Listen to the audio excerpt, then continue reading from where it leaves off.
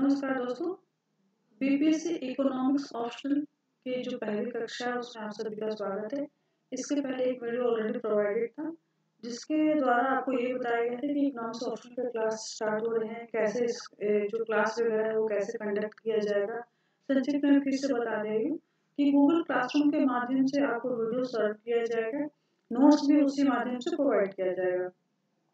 तो जो already enrolled student रहेंगे उनको रेगुलर वीडियो प्रोवाइड किए जाएंगे, साथ साथ नोट्स दिए जाएंगे। और ये जो जो पूरा कोर्स है बेसिकली रिकॉर्डेड कोर्स है। और ये जो अगर हम वैलिडिटी के बारे में बात करें तो काफ़ी मल्टीपल टाइम आप इस वीडियो को देख सकते हैं और आपको एक्सेस करने के लिए फुल आपको फ्री हैंड रहेगा कि आप ऐसे कि कहीं किसी प्रकार का कंट्रोल नहीं किया जाएगा बीच में। तो आपको वीडियो जो प्रोवाइड किया जाएगा गूगल क्लासरूम पर, आप वो जो आपका जो क्लासरूम है उस पर जाकर के आप क्लिक करेंगे। लिंक ऑलरेडी पहले वाले वीडियो में भी प्रोवाइड किया था मैंने। उसी क्लासरूम में जाकर आपको सारे नोट्स और वीडियो मिलते चले जाएंगे। आज जो है आपको अगर हम बात करें तो सिलेबस वाइज पहला वीडियो है जिसमें कि जो पहला टॉपिक है ये फ्रेमवर्क ऑफ एन इकोनॉमी और नेशनल इनकम अकाउंटिंग के बारे में है।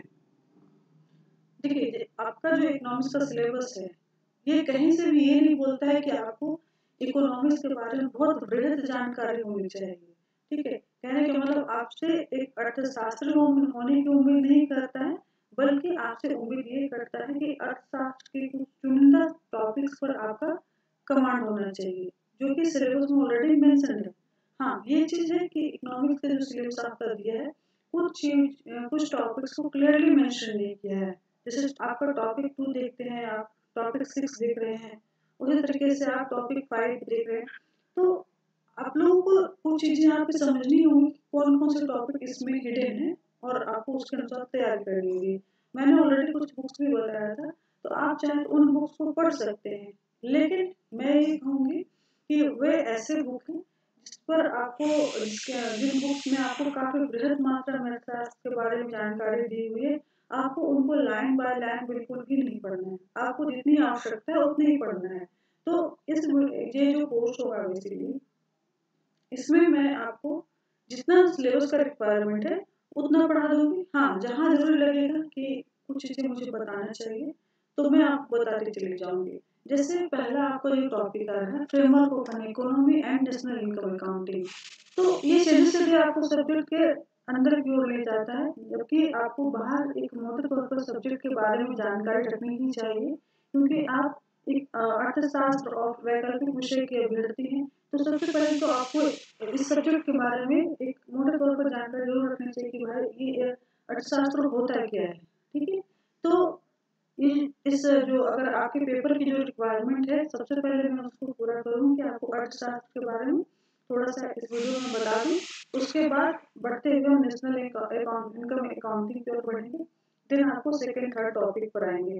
तो ये जो आपका जो पहला टॉपिक रहेगा बेसिकली 2 वीडियो में प्रोवाइड किया जाएगा।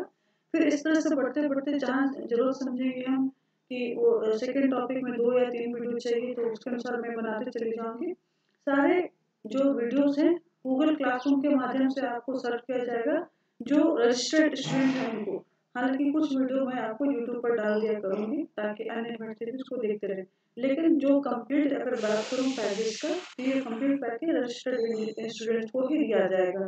जो ऑलरेडी कुछ स्टूडेंट ऑलरेडी रजिस्टर्ड है गूगल क्लासरूम पर उनको कंप्लीट वीडियो मिलेंगे, कुछ का वीडियो आपको अभी एक तरह से डेमो वीडियो के रूप में ये यूट्यूब पर प्रोवाइड किया जा रहा है। बढ़ते हैं इकोनॉमिक्स के बारे में। मेरे द्वारा जो नोट अभी प्रोवाइड किया गया है आपको एक हिंदी, अभी क्योंकि ये आपको हिंदी माध्यम के विद्यार्थी लोगों ने चाहे तो मुझे कभी कॉन्टेक्ट किया था, तो फिलहाल मैं उनकी आवश्यकता को ध्यान में रखते हिंदी नोट्स पर आपको क्लासेस प्रोवाइड कर दे रही हूँ। इंग्लिश और हिंदी जो नोट्स के बारे में अगर मैं बात करूँ तो सिर्फ नोट्स में डिफरेंट होता है, कॉन्सेप्ट चीजें बिल्कुल वही रहेंगी। तो चाहे तो एक वीडियो के माध्यम से भी आप हिंदी और इंग्लिश वाले दोनों कवर कर सकेंगे। बस अगर नोट का जो रिक्वायरमेंट होगा तो मैं हिंदी वालों को हिंदी नोट्स प्रोवाइड कर दूंगी और इंग्लिश वालों को इंग्लिश नोट प्रोवाइड कर देंगे। तो आज जो मैं पढ़ाने की कोशिश कर रही हूँ हिंदी वाले जो कंटेंट है उनके माध्यम से, क्योंकि ये नोट्स जो हिंदी वाले नोट्स है इसे हिंदी वाले भी पढ़ सकते हैं और इंग्लिश वाले भी पढ़ सकते हैं। वहीं अगर मैं इंग्लिश कंटेंट का इस्तेमाल करती हूँ तो सिर्फ वो आपको इंग्लिश वाले ही पढ़ पाएंगे, हिंदी वाले को दिक्कत होगी। तो एक नोट लेकर ही चलना मेरे सूटेबल होगी, क्योंकि मैं दोनों नोट को बार बार दिखाकर नहीं पढ़ा सकती। हिंदी वाले नोट्स पर आते हैं, कंटिन्यू कर जाती हूँ, वीडियो को ध्यानपूर्वक देखेंगे। यहाँ पर कुछ चीज़ें समझने की है, ठीक है। आपको नोट्स में जो कुछ दिया हुआ है लिखने की बिल्कुल भी जरूरत नहीं है। आपको जो भी पेड स्टूडेंट होंगे उनको तो नोट्स पूरा मिल ही जाएगा, और वैसे भी यूट्यूब पर कुछ वीडियो डाले हुए रहेंगे, तो आप चाहें तो बाद में भी उनसे नोट कर सकते हैं। फिलहाल आप देखेंगे समझेंगे। और ये जो नोट्स हैं बेसिकली, अगर मैं कहूँ कि पूरी तरह से मेरे द्वारा जनरेटेड है तो बिल्कुल भी गलत होगा। ये जो नोट्स है बेसिकली यूनिवर्सिटी के हैं, और कुछ नोट्स हैं जो आपको कुछ स्टैंडर्ड बुक से कंटेंट लिए गए हैं। तो कहने का मतलब ये है कि सारे नोट जो है एक ऑथेंटिक सोर्स से ही लिया गया है, और वो जो ऑथेंटिक सोर्स है वो विभिन्न विभिन्न जगहों से आपको, या विभिन्न यूनिवर्सिटी के या विभिन्न राइटर के भी हो सकते हैं, ठीक है। तो ये उनका मैं कंट्रीब्यूशन को जरूर मेंशन करना चाहूंगी, और बाद में मैं मेंशन कर दूंगी कि किन किन नोट्स मैंने कलेक्ट किए हैं। फिलहाल टॉपिक पर आते हैं। देखिए, सबसे पहले क्योंकि आप पढ़ने जा रहे हैं अर्थव्यवस्था के बारे में, उसके फॉर्मेट के बारे में, ठीक है। तो यहाँ पे डायरेक्ट लिखता है कि उसका फॉर्मेट बताइए। फॉर्मेट आने से पहले हम लोग पहले ये तो जान लें कि अर्थव्यवस्था होता है क्या है, ठीक। अगर अर्थव्यवस्था के बारे में बात करें तो ये आदिकाल से ही जो आर्थिक क्रियाएं हमारे कर सकते हैं मनुष्य के जीवन से जुड़ी रही हैं, क्योंकि इसके बिना अगर हम बात करें मानव जीवन का तो काफी इम्पॉसिबल टाइप का लगता है ना। जैसे कि अगर मानव जैसे ही थोड़ा सा डेवलप होता है तो उसे भूख लगी, तो उसने खेती करना स्टार्ट किया, ठीक है। और जानवरों को मारना भी स्टार्ट किया। तो दो काम उसने करना स्टार्ट कर दिया, एक तो हंटिंग करना स्टार्ट कर दिया, दूसरा एग्रीकल्चर, है ना। साथ ही साथ क्या किया, इसके साथ साथ उसको लगा कि पशुपालन करने की आवश्यकता पड़ी, तो जानवरों को भी रखा, क्योंकि खेती करने के लिए जानवर चाहिए था, अकेले उसके बस का नहीं था, ठीक है। इसके साथ ही साथ धीरे धीरे क्या हुआ, अनाज को जमा करना स्टार्ट कर दिया।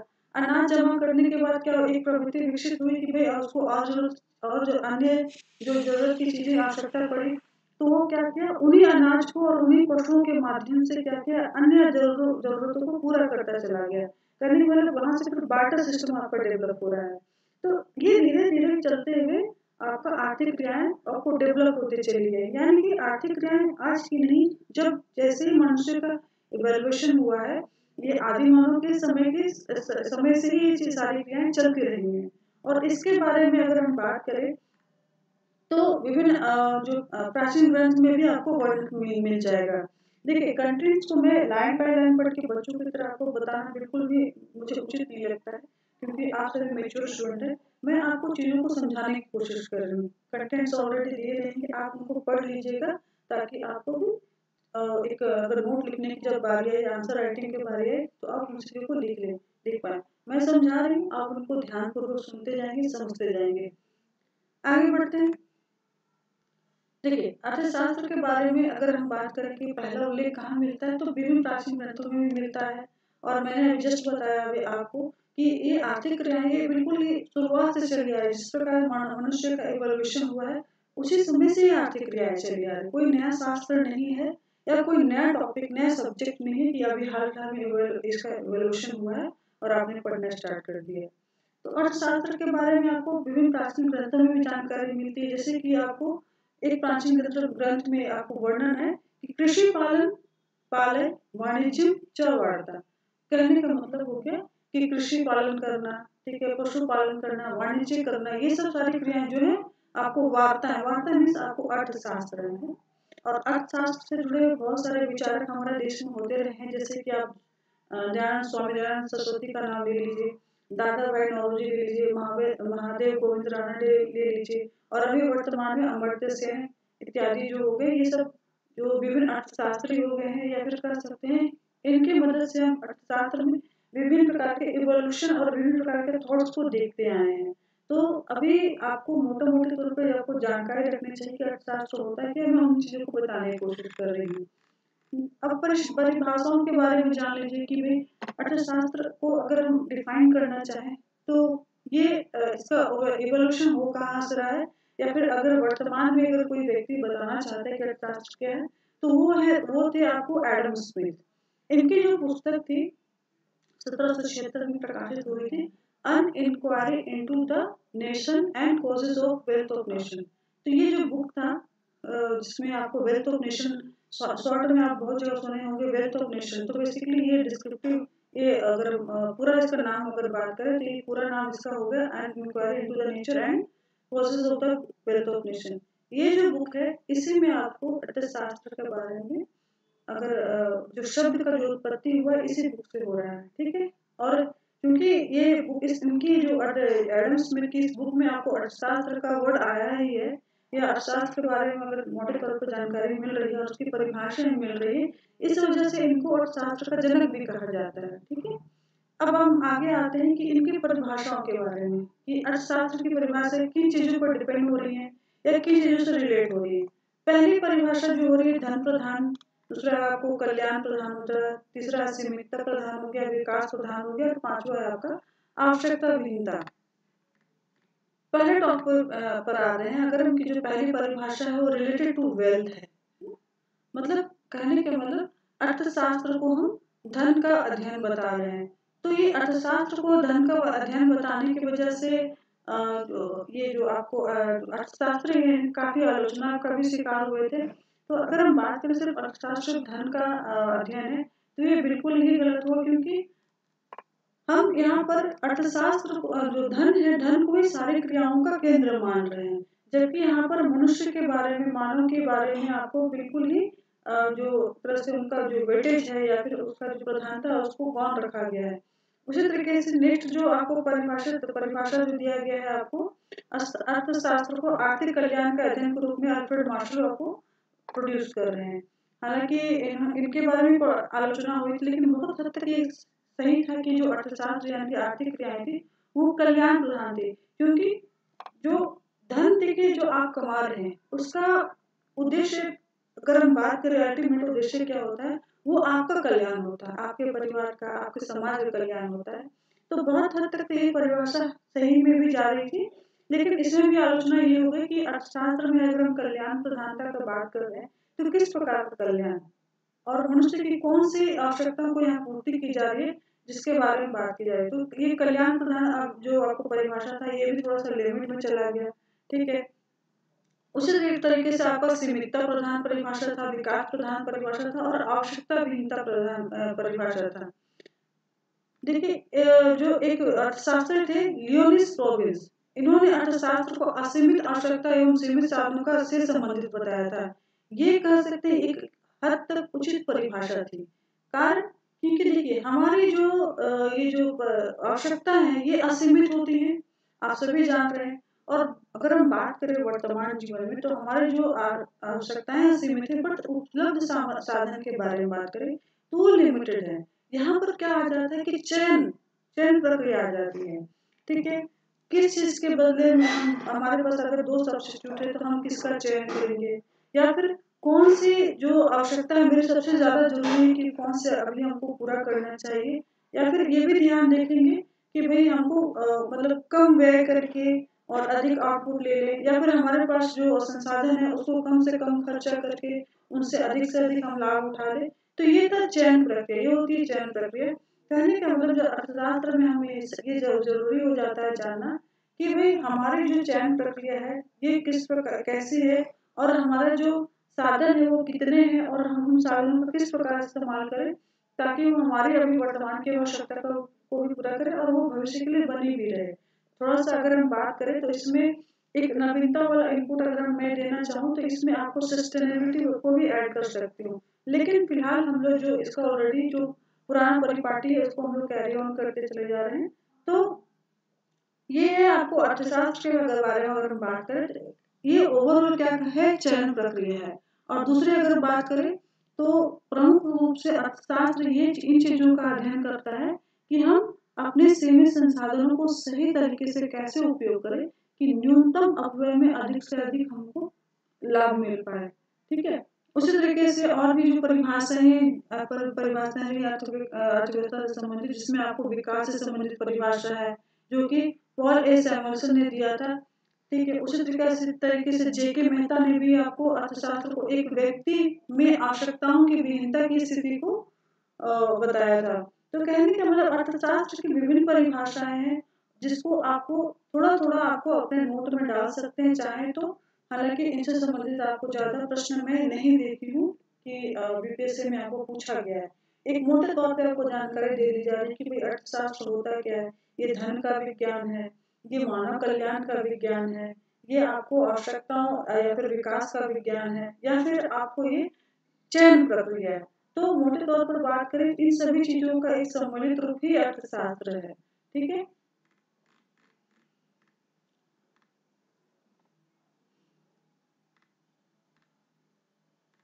चलिए, इसके परिभाषा के रूप में हम लोग आते हैं कि अर्थशास्त्र एक्चुअली अगर बात करें डिफाइन करना चाहें तो क्या है?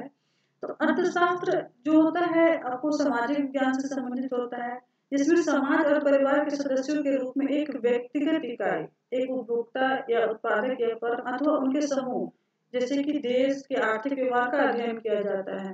तो मोटे तौर पे अभी हम समष्टि और जो व्यष्टि अर्थशास्त्र है उसको हम एक ग्रुपिंग कर रहे हैं कि अर्थशास्त्र जो है आपको समष्टि और व्यष्टि अर्थशास्त्र का सम्मिलित रूप होता है, जिसमें हम जो अर्थशास्त्र का एक छोटा-सा अंश जो एक व्यक्ति हो सकता है, उसी तरीके से समग्र अर्थशास्त्र यानी कि वो पूरा एक आर्थिक क्रिया हो सकता है या फिर पूरे देश का आर्थिक क्रिया हो सकता है या कह सकते हैं पूरी की पूरी अर्थव्यवस्था हो सकता है।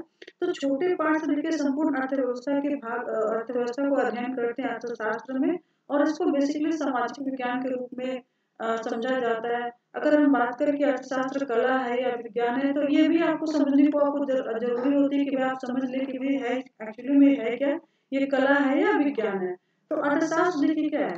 पहले तो एक तो सामाजिक विज्ञान की एक शाखा है, दूसरा हम बात करें कि अर्थशास्त्र में जो व्यक्ति या देश है, उसकी अर्थव्यवस्था के व्यवहार के आर्थिक पक्ष का अध्ययन करते हैं और साथ ही साथ जो अर्थशास्त्र है, वो जो हमारी असीमित आवश्यकता है या फिर हमारी जो प्रतिस्पर्धी आवश्यकता है या फिर कह सकते हैं इन आवश्यकता के बदले जो वैकल्पिक उपयोग वाले जो साधन है, उनका जो चुनाव है, उसके लिए हल निकालने से संबंधित है। कहने का मतलब ये कला और विज्ञान दोनों है। देखिए, विज्ञान इसलिए क्योंकि हम इसमें एक मेथड के बारे में पढ़ रहे हैं। एक तरह से कह सकते हैं कि इसमें हम लोग विभिन्न आर्थिक पक्षों सिद्धांतों को पढ़ रहे हैं, ठीक है? तो ये इस साइंस हो जाता है, ठीक है? लेकिन अगर हम बात करें कि अगर हम रिसोर्सेज के बारे में पढ़ रहे हैं, रिसोर्सेज संबंधित सभी आर्थिक पक्षों को पढ़ रहे हैं या फिर जितने भी उपलब्ध संसाधन हैं, उससे संबंधित जो भी हम वैज्ञानिक पक्षों को पढ़ रहे हैं, सिद्धांतों को पढ़ रहे हैं, तो अगर रिसोर्स को अगर हम सही तरीके से कैसे इस्तेमाल करें, इसको इस तरीके से आप जोड़ कर समझ सकते हैं कि देखिए कमाना अपने आप में आपके पास कला होता है तब आप कला है और आपके पास नॉलेज है तब आप कमा लेते हैं, लेकिन जब खर्च करने की जब बारी आती है तो व्यक्ति खर्च करते समय बहुत ही चुनाव और काफी कह सकते हैं कि सही की आवश्यकता होती है तभी जाकर वो सही तरीके से खर्च कर पाता है। कहने का मतलब जितना कमाने में दिमाग लगाना पड़ता है उतना ही खर्च करने में भी आपको दिमाग लगाना पड़ता है। तो जो हमारा जो रिसोर्सेस हैं, जो उपलब्ध रिसोर्सेस हैं, उसको बनाए रखने के लिए जितना हम लोग को थॉट्स या फिर मेथड की ज़रूरत होती है, उसी तरीके से उसको सही तरीके से खर्च करने के लिए भी बहुत ज़रूरी होता है कि इसमें काफ़ी थोड़ा-सा हम लोग की तरफ से नॉलेज लगाया जाए। तो ये एक तरह से कला भी है और विज्ञान है, अर्थशास्त्र क्योंकि इसमें हमारी सामाजिक आवश्यकताएं तो पूरी होती ही है और सामाजिक आवश्यकता को पूरा करते समय इस बात का भी ध्यान रखा जाए कि न्यूनतम अपव्यय या फिर कह सकते हैं न्यूनतम खर्च के साथ में और अधिक से अधिक हम लोग इस पर आउटपुट निकाल पाए, यानी कि पूरी तरीके से एक तो व्यवहारिक और आर्थिक पक्ष दोनों को ध्यान में रखा जाता है। ठीक है, चीजें बनी भी रहे, हमारी आवश्यकताएं भी पूरी हो जाए और अपव्यय भी न्यूनतम हो, ये है आपका अर्थशास्त्र।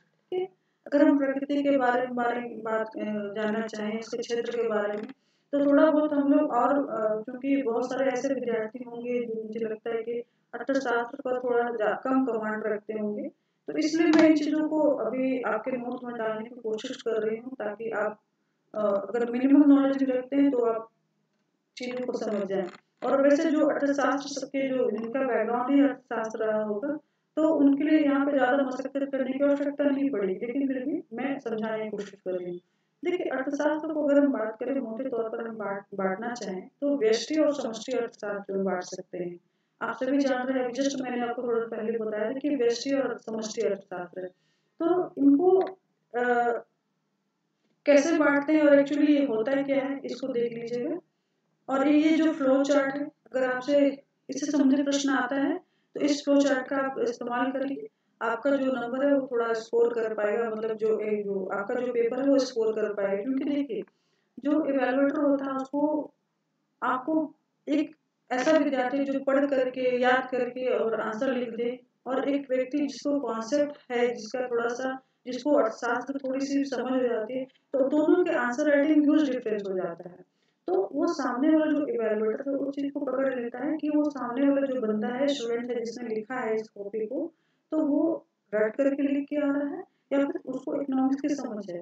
तो जब इवेलुएटर समझ जाता है कि आपको थोड़ी बहुत भी इकोनॉमिक्स की समझ है, तो उसको आंसर उसको नंबर देने में जरा भी उसको वो कंजूसी नहीं करता है। तो कोशिश कीजिए कि उसको बताइए कि आपको चीजों की अच्छी नॉलेज नॉलेज है, और इसके लिए आप इन फ्लो चार्ट्स का इस्तेमाल कर सकते हैं। जहाँ पे मैं कुछ आपको अर्थशास्त्रियों का नाम बताएंगे, उनके नाम को आप कोट कर सकते हैं कि फलाने ने अर्थशास्त्र किस रूप में परिभाषित किया है। ठीक है, तो किन्स का नाम डाल सकते हैं, मार्शल का नाम डाल सकते हैं। तो विभिन्न अर्थशास्त्रियों का नाम इस्तेमाल करते हुए अपने जो आंसर है उसको थोड़ा सा स्कोरिंग में आने की कोशिश कर सकते हैं आप लोग। अभी देखिए, अर्थशास्त्र को मोटे तौर पर हम बांट लेते हैं व्यष्टि अर्थशास्त्र और समष्टि अर्थशास्त्र। ठीक है, माइक्रो इकोनॉमिक्स, मैक्रो इकोनॉमिक्स। सबसे पहले आते हैं हम लोग व्यष्टि अर्थशास्त्र में। ये आपको कहीं कहीं पे फ्रेंच लिखा रहता है, कहीं कहीं फ्रेंच पढ़ते हैं। तो रेगनर फ्रेस जो है यहाँ पर इंग्लिश वगैरह उसका जो प्रोनाउंसिएशन अगर चलेंगे, तो 1933 में इनके द्वारा आपको जो व्यष्टि और समष्टि अर्थशास्त्र शब्द का प्रयोग किया गया था, अर्थात मैक्रो इकोनॉमिक्स और माइक्रो इकोनॉमिक्स। ठीक है, ये दोनों के दोनों शब्द आपको ग्रीक भाषा से उत्पन्न हो रहे हैं, जिसमें आपको शब्द जो है आपको माइक्रोस है और एक मैक्रोस है। ठीक है, आप देखिएगा MICRO है, उसको MIKROS लिख रहे हैं, और MACRO को MAKROS लिख रहे हैं। कहने का मतलब इसमें एस आपको एक तो माइक्रो और मैक्रो को प्लूरल बना दिया गया, दूसरा कि सी के बदले के का इस्तेमाल कर दिया गया है। तो खैर, चलिए आप समझ लीजिए कि माइक्रो और मैक्रो क्या है। दोनों एक एक का मीनिंग हो जा रहा है सूक्ष्म, हो जा रहा है, एक हो जा रहा है व्यापक, एक हो गया आपका संकीर्ण हो जा रहा है, एक हो जा रहा है विस्तृत हो जा रहा है। व्यष्टि अर्थशास्त्र पर आते हैं। ठीक है, व्यष्टि अर्थशास्त्र क्या है, व्यष्टि और समष्टि अर्थशास्त्र। उसमें आपको व्यष्टि अर्थशास्त्र जो बताता है कि कैसे अर्थशास्त्र में हम परिवार या व्यवसायिक फर्मों के बारे में निर्णय लेते हैं। कहने का मतलब एक अर्थव्यवस्था का एक छोटे से पार्ट है ना, जो सूक्ष्मतम भाग हो गया, आपको व्यक्ति हो गया या फिर एक व्यवसायिक फर्म हो गया। तो उनसे संबंधित अगर हम निर्णय ले रहे हैं या चॉइस मेकिंग कर रहे हैं, या फिर उसके जो इकोनॉमिकल एक्टिविटी पर के बारे में हम पढ़ाई कर रहे हैं, तब हम लोग पढ़ रहे हैं क्या, व्यष्टि अर्थशास्त्र के बारे में। ठीक है, और व्यष्टि अर्थशास्त्र जो है बेसिकली इसको प्राइस थ्योरी भी कहते हैं, क्योंकि यह जो व्यक्ति है या व्यक्तिगत इकाई है, जिसमें कि आपको उपभोक्ता है, उत्पादक या फर्म है, उसका अध्ययन किया जाता है। और इस अध्ययन को कीमत को ये जो अध्ययन है बेसिकली कीमत को ध्यान में रखकर करते हैं। यानी कि जैसे कि कोई उपभोक्ता हो गया, तो वो कोई वस्तु खरीदना चाह रहा है, तो उसके लिए वो एक निश्चित कीमत या फिर आमदनी का स्थिति में ही उसको उसको अपना उस चीज को खरीदना, अपना देख लेगा पहले कि स्टेटस क्या है और वो जो उस चीज का दाम क्या है। तो वो चाहेगा कि एक न्यूनतम कीमत दे, और अपना उसकी जो सीमित आमदनी है उसी में उसको उसको अपना बचाते हुए कंटिन्यू करते हुए अपनी आवश्यकता को संतुष्ट कर ले। तो कहने का ये मतलब हो जाता है हम उपभोक्ता की आर्थिक क्रिया के बारे में पढ़ रहे, उत्पादक के और फर्म का। और साथ साथ इसमें अगर हम एक नया चीज को हम इसमें इनपुट करना चाहें, तो बेसिकली एक ये जो व्यष्टि अर्थशास्त्र है, अगर बात किया जाए थोड़ा सा यहाँ बिहेवियर साइंस से रिलेटेड हो जाता है ना, व्यवहारवादी जो विज्ञान होता है उससे रिलेट करता है। क्योंकि देखिए, व्यष्टि अर्थशास्त्र जो है ये मनुष्य का जो यानी कि जो एक इंडिविजुअल यूनिट हो गया, यानी कि उपभोक्ता हो गया, वो पूरे का पूरा जो ये व्यष्टि अर्थशास्त्र उसके मनोवैज्ञानिक या फिर जो मानसिक स्थिति है उस पर डिपेंड करता है। वो व्यक्ति क्या चाहता है, खरीदना चाह रहा है कि नहीं चाह रहा है। ठीक है, वो अपना पैसा खर्च करना चाह रहा है कि नहीं चाह रहा है। ठीक है, तो अर्थव्यवस्था अगर हम बात करें व्यष्टि अर्थशास्त्र में, तो पूरे के पूरे तरीके से उस पर केंद्रित हो जाती है, एक मनुष्य की साइकोलॉजी पर केंद्रित हो जाती है। एक व्यक्ति खासकर जो उपभोक्ता हो गया उसके जो मनोवैज्ञानिक स्थिति है उस पर केंद्रित हो जाती है।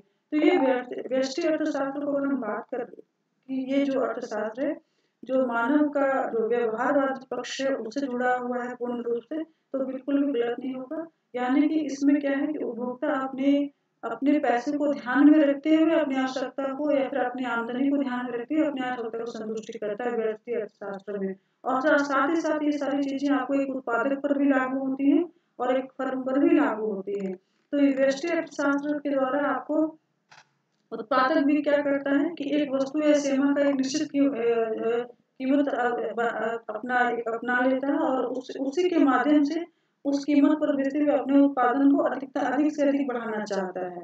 ठीक है, तो ये हो गया आपको व्यष्टि अर्थशास्त्र। इसके अलावा आपको समष्टि अर्थशास्त्र के बारे में आपको पढ़ना है। तो समष्टि अर्थशास्त्र क्या है? इसमें आपको पूरा ओवरऑल अर्थशास्त्र के बारे में पढ़ते हैं। ठीक है, व्यष्टि अर्थशास्त्र के पूरे अर्थशास्त्र का एक हिस्सा, वो एक व्यक्ति हो सकता है, व्यक्ति के रूप में वो उपभोक्ता भी हो सकता है और उत्पादक भी हो सकता है, और दूसरा एक फर्म हो सकता है। ठीक है, तो अब समष्टि अर्थशास्त्र में हम क्या देखते हैं कि जो यह जो अर्थशास्त्र है इसके अंतर्गत राष्ट्रीय आय, उसके स्तर, किसी राष्ट्र में रोजगार का स्तर, किसी देश में बचत का स्तर को देखते हैं, विनियोग का स्तर देखते हैं, कीमत का स्तर देखते हैं, उसकी वृद्धि और विकास का स्तर देखते हैं, उतार चढ़ाव इत्यादि का अध्ययन करते हैं। कहने का मतलब अर्थशास्त्र जो समष्टि अर्थशास्त्र है ये व्यापक रूप में है। ठीक है, और इसके संबंधित बहुत सारे सिद्धांत भी हम लोग को पढ़ने चाहिए। अगर हम सिर्फ और सिर्फ अर्थशास्त्र के बारे में या फिर इसके अगर आप ग्रेजुएशन के अभ्यर्थी हैं तो आपको अगर डिटेल से पढ़ना चाहिए तो इनके बहुत सारे सिद्धांत भी हैं। बट अगर हम बात करें कि आपका सिलेबस का क्या रिक्वायरमेंट, तो खैर इन चीज़ों की बिल्कुल भी रिक्वायरमेंट नहीं, मैं बस समझाने के परिप्रेक्ष्य से इन चीज़ों को डालती हूँ ताकि अगर कोई जनरल थोड़ा इसको कम कॉन्सेप्ट भी है इकोनॉमिक्स के बारे में तो वो भी इन चीज़ों को पढ़ करके अर्थशास्त्र के बारे में 2-4 लाइनें लिख सकता है। इवन मैं तो कहूँगी कि ये जो आपका पहला टॉपिक है फ्रेमवर्क ऑफ इकोनॉमी, आपको इन कंटेंट्स को थोड़ा सा जरूर डालना चाहिए एटलीस्ट, क्योंकि आपको सामने वाले को बताना है कि आपको अर्थशास्त्र पर काफी अच्छा नॉलेज है, ना कि आप बिल्कुल कहीं से नोट्स लेकर पढ़ के रट करके आ गए और लिख दिए। तो सामने वाले को अगर आप बता देते हैं, इसका भरोसा दिला देते हैं कि आपको अर्थशास्त्र का नॉलेज है, तो आपको जब आप कॉपी में आंसर लिखकर जमा करेंगे तो आपको अच्छा नंबर देगा। जैसे कि नेशनल इनकम अकाउंटिंग है, इसका शुरुआत भी आप थोड़ा सा अर्थशास्त्र का समझाते हुए कर लीजिएगा तो आपको अच्छे आंसर नंबर मिल सकते हैं।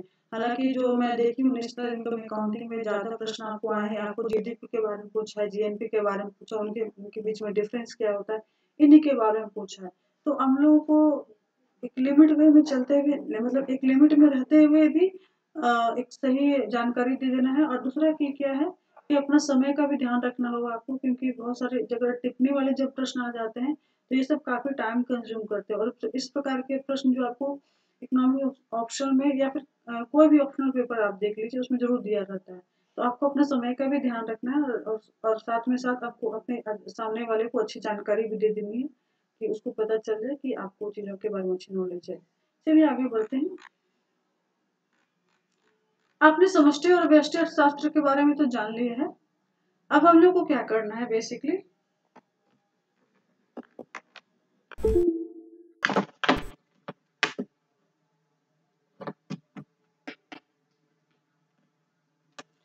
देखिए दोनों के बीच में थोड़ा सा अंतर जान लीजिएगा संक्षिप्त रूप से, है ना। और अगर एक ये प्रश्न अक्सर मैं ग्रेजुएशन लेवल पर देखती आई हूँ, इसलिए मैंने इसको डालने का लगा कि मुझे जरूरी ये डाल देना चाहिए कि भाई ये दोनों के बीच में बेसिक अंतर होता क्या है। अभी अगर आप व्यष्टि और समष्टि अर्थशास्त्र को मोटे तौर पे आप जान रहे हैं तो ये तो जरूर जान रहे हैं कि व्यष्टि अर्थशास्त्र है अर्थशास्त्र का एक छोटा यूनिट हो जा रहा है। समष्टि अर्थशास्त्र संपूर्ण रूप से अर्थव्यवस्था के बारे में अध्ययन करता है।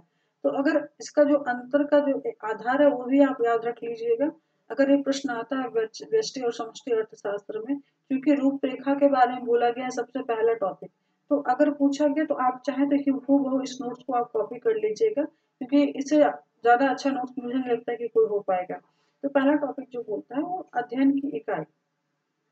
तो व्यष्टि अर्थशास्त्र में क्या हो गया, अध्ययन का इकाई एक व्यक्ति हो सकता है। ठीक है, एक व्यक्तिगत इकाई वो उपभोक्ता भी हो सकता है, वो उत्पादक भी हो सकता है। और दूसरा एक हो गया फर्म। ठीक है, और समष्टि अर्थशास्त्र में क्या पढ़ रहे हैं, पूरे देश की अर्थव्यवस्था के बारे में पढ़ रहे हैं। मान्यता के बारे में बात करेंगे तो इसमें व्यष्टि अर्थशास्त्र में पूर्ण प्रतियोगिता, रोजगार, सरकार का दखल नहीं, स्वतंत्र कीमत तंत्र। कहने का मतलब यहाँ पे कीमत आधारित अर्थव्यवस्था के बारे में आप पढ़ते हैं, है ना। जो एक तो हो गया उत्पादक का, कि वस्तु का, उत्पादक किस प्रकार से वस्तु का निर्धारण करता है कि अधिक से अधिक वो उत्पादन कर सके। दूसरा, उपभोक्ता वो न्यूनतम वो उतना कीमत देना चाहता है जो उसका अपना पॉकेट को भी सेव कर पाए और साथ साथ उसकी आवश्यकता को भी पूरा कर पाए। तो ये हो गया कीमत तंत्र हो गया, ठीक है। सरकार का इसमें ज्यादा दखल नहीं होता क्योंकि ये पूरा का पूरा ह्यूमन साइकोलॉजी पर डिपेंड करता है। सरकार नहीं चाहे कोशिश भी करके हुए ना हमारी ह्यूमन साइकोलॉजी को परिवर्तित नहीं कर सकता। वो लाख विज्ञापन कर ले, आपको जिन चीजों की आवश्यकता है और जिन चीजों की आवश्यकता नहीं है उसमें अगर चयन करने के लिए बात आए, तो अगर सरकार बोले कि नहीं कि इस चीज की आवश्यकता नहीं, बट आप यही खरीदो, तो आपका साइकोलॉजी या फिर आपका जो मनोविज्ञान है वो बिल्कुल भी अलाउ नहीं करेगा। आपको बोले कि नहीं, आपको जो जरूरी चीजें हैं वही खरीदनी है। और दो अगर सस्ती और महंगी चीजों के बीच में चुनाव करना होता है तो सबसे पहले हम क्वालिटी सेकंड प्रेफरेंस होता है, सबसे पहले हम सस्ती चीजों पर जाते हैं, है ना। हालांकि इसमें भी आपको बहुत सारे थॉट्स हैं, प्रिंसिपल है जो कि हम लोग बाद में पढ़ेंगे। तो कहने का मतलब है कि इसमें सरकार या फिर किसी अदर पर्सन का दखल नहीं हो सकता है। और ये पूरी तरीके से पूर्ण प्रतियोगिता या रोजगार पर आधारित होता है। कंपटीशन बहुत होता है क्योंकि आप सभी जानते हैं उपभोक्ता उत्पादक की संख्या पर्याप्त मात्रा में होनी चाहिए। हालांकि अर्थशास्त्र पर बहुत सारे मान्यताएं हैं, अपवाद हैं जिनको फॉलो करने की आवश्यकता होती है। तो अगर आप सिर्फ ग्रेजुएशन के अभ्यर्थी हैं बी इकोनॉमिक्स, तो उनको पढ़ने की आवश्यकता पड़ सकती है, लेकिन यहाँ फिलहाल नहीं है। जहां जरूर लगे मैं डाल दूंगी, ठीक है। नेक्स्ट साइड देख लीजिए, उत्पादन के साधनों का वर्तमान वितरण पहले से निर्धारित होता है। समष्टि अर्थशास्त्र में ये सभी आप जान रहे हैं। यानी कि इसमें जो कीमत तंत्र हो गया या सरकार का जो तंत्र है, ये पूरी तरीके से अगर हम बात करें, सरकार का पूर्ण दखल भी होता है, ठीक है। और बाजार में अगर जो उत्पादन के साधन है ये निर्धारित रहते हैं, क्योंकि ये जो समष्टि अर्थशास्त्र है एक तरह से आप क्या है कि आपको जो उत्पादन के साधन है उपलब्ध होते हैं उन्हीं के बारे में अध्ययन किया जा रहा है, ना कि आपको नए रूप से आपको रिसोर्स के बारे में डालने की बात की जाती है, ठीक है। तो जो भी साधन है उनके बारे में हम लोग अध्ययन कर रहे हैं, ना कि हम लोग इसमें कुछ नया थॉट जनरेट कर रहे हैं। यही हो गया आपका समष्टि अर्थशास्त्र। अर्थव्यवस्था जो वर्तमान में है उसके बारे में पढ़ रहे हैं, ठीक है। नई अर्थव्यवस्था के बारे में इवोल्यूशन करने की बात नहीं होती है। नेक्स्ट देख लीजिए, अध्ययन का उद्देश्य जिसमें संसाधनों के अधिकतम वितरण से संबंधित सिद्धांत होता है। और अगर समष्टि अर्थशास्त्र में बात करेंगे तो उत्पादन का विस्तार और पूर्ण रोजगार की प्राप्ति हेतु सभी सिद्धांत इसमें अध्ययन किए जाते हैं। विश्लेषण के उपकरण में बात कर लेंगे तो समष्टि अर्थशास्त्र व्यष्टि अर्थशास्त्र में आप सभी जान रहे हैं कीमत संयंत्र का इस्तेमाल होता है, और जबकि समष्टि अर्थशास्त्र में राष्ट्रीय आय के स्तर का निर्धारण होता है। अध्ययन का स्थिति अगर हम देखते हैं तो व्यष्टि अर्थशास्त्र में व्यक्तिगत इकाइयों का जब संतुलन की स्थिति में रहती है तब अध्ययन किया जाता है, जबकि संपूर्ण अर्थव्यवस्था यानी कि समष्टि अर्थशास्त्र में असंतुलन की स्थिति में जब अर्थव्यवस्था आपका जो इम्बैलेंस कंडीशन में होती है तभी हम लोग उसका अध्ययन करते हैं, उसके इम्पैक्ट को जानते हैं और आगे फर्दर क्या इम्पैक्ट पड़ने वाला उसका बारे में हम लोग अध्ययन करते हैं, ठीक है। यानी कि उपलब्ध जो संसाधन है और उस पर उसके जो क्या इम्पैक्ट पड़ रहा है उसके बारे में लोग अध्ययन करें, तो कोई जरूरी नहीं कि वो संतुलित अवस्था में हो। जबकि यहाँ पे जो व्यष्टि अर्थशास्त्र है उसमें जो व्यक्तिगत इकाइयां हैं वो ऑलरेडी पहले से बैलेंस होती है और उस पर हम लोग अध्ययन करते हैं। हमारे पास एक लिमिटेड इनकम होता है, उसको हम खर्च करेंगे कि नहीं करेंगे, बाजार में जो उपलब्ध वस्तु है उसको हम खरीदेंगे कि नहीं खरीदेंगे, ये हम लोग चयन करते हैं आपको व्यष्टि अर्थशास्त्र में। व्यष्टि अर्थशास्त्र अगर बात करें तो ये जो थोड़ा सा इसमें कह सकते हैं कि साइकोलॉजी पर आधारित ही आपको अर्थव्यवस्था होती है उसका अध्ययन कर रहे हैं, तो थोड़ा सा आंशिक रूप से ही संतुलन होता है। अगर हमारी इच्छा होगी तो हम पैसे रहते हुए हो सकता है चीजों को नहीं खरीदेंगे, और हमारी आवश्यकता अगर प्रबल हो जाती है तो हम लोग क्या करते हैं कि किसी तरीके से आपको धन का व्यवस्था कर करके चीजों को खरीदने जाते हैं। तो ये आंशिक रूप से संतुलित होती है, जबकि देखो क्या होता है समष्टि अर्थशास्त्र में चूंकि उत्पादन के साधन पहले से निर्धारित होते हैं, तो ये जो प्रक्रिया है जो संतुलन अगर हम बात करें जो क्योंकि साधन हमारे पास उपलब्ध पहले से, तो ये हद तक एक संतुलित व्यवस्था में आपको इसका अध्ययन किया जाता है, ठीक है। अर्थव्यवस्था असंतुलित होती है लेकिन अध्ययन की प्रक्रिया पूरी तरीके से संतुलित होती है। लेकिन व्यष्टि अर्थशास्त्र में ये पॉसिबल नहीं है क्योंकि ह्यूमन साइकोलॉजी पर डिपेंडेंट है। ठीक है। मनुष्य का दिमाग क्या है, वो कब परिवर्तित हो जाए कुछ नहीं कहा जा सकता है, वो कब क्या कर लेगा, क्या चाहेगा। इस वजह से जो अगर हम बात करें अर्थशास्त्र के बारे में, अगर हम ओवरऑल भी अगर लेके चलते तो पूरी तरीके से संतुलित नहीं है, लेकिन खासकर व्यष्टि अर्थशास्त्र क्योंकि ये मनुष्य की एक्टिविटी पर डिपेंड करता है।